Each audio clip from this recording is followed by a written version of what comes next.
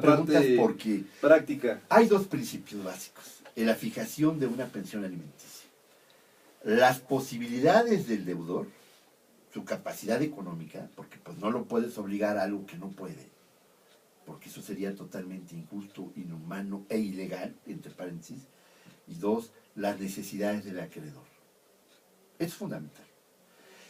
¿Qué requiere ese acreedor? ¿Y qué capacidad tengo yo como deudor para poder darle?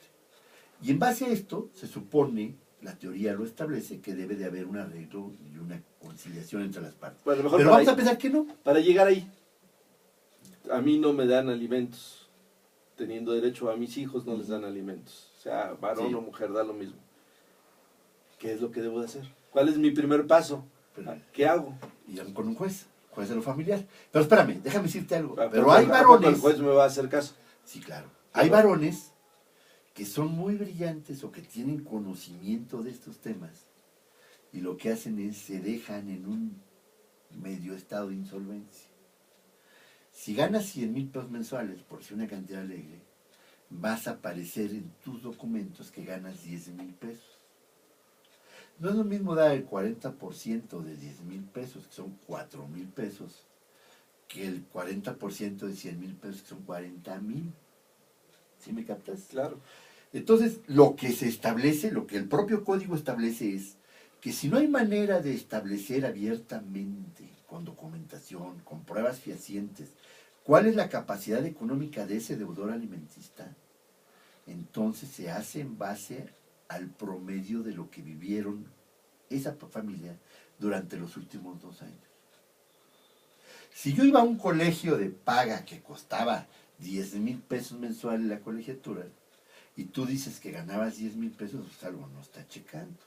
Ahí hay un problema, ¿no?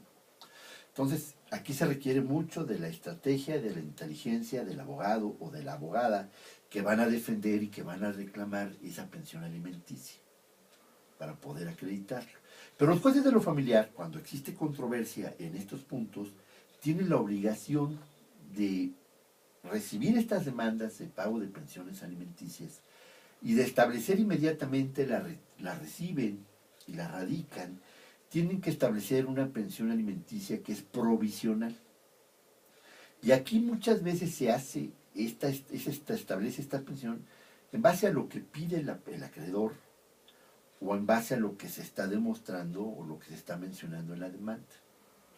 Esta puede ser modificable en cualquier momento, no causan estado, porque el día de hoy puedo yo tener un gran trabajo, ser el director de una de las empresas más importantes de México. Por ejemplo, soy el director de Conagua y me cachan porque me fui en el helicóptero de la institución con mi familia a dar un paseo y me corren o renuncio. Y pues en ese momento pierdo el trabajo. Entonces, por eso es que no causan estado. Es decir, todo puede haber, hay momentos en los que esta situación es muy dinámica, es como la vida misma, ¿no?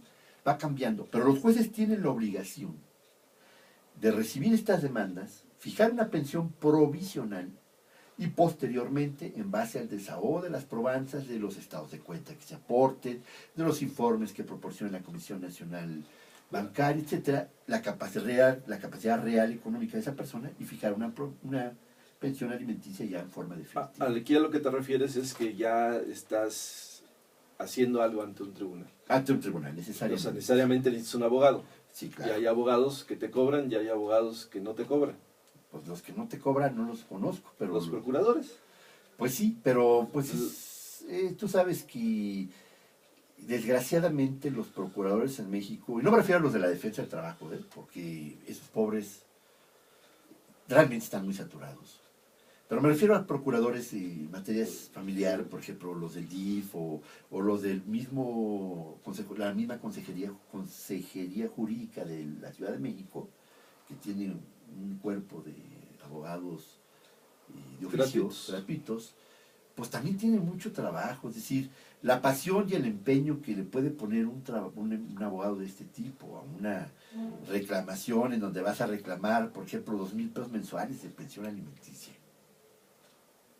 pues es muy limitada, ¿no? Pero Desgraciadamente. digamos, a lo mejor Pero es existe esa la posibilidad. única opción para alguien que no Así tenga es, el mecanismo existe de esa pagar, posibilidad. puede acercarse al mismo tribunal, ir a la sección de la Procuración de Justicia, los procuradores, Así es. y En materia ellos de asignarán alimentos, un abogado gratuito. y en materia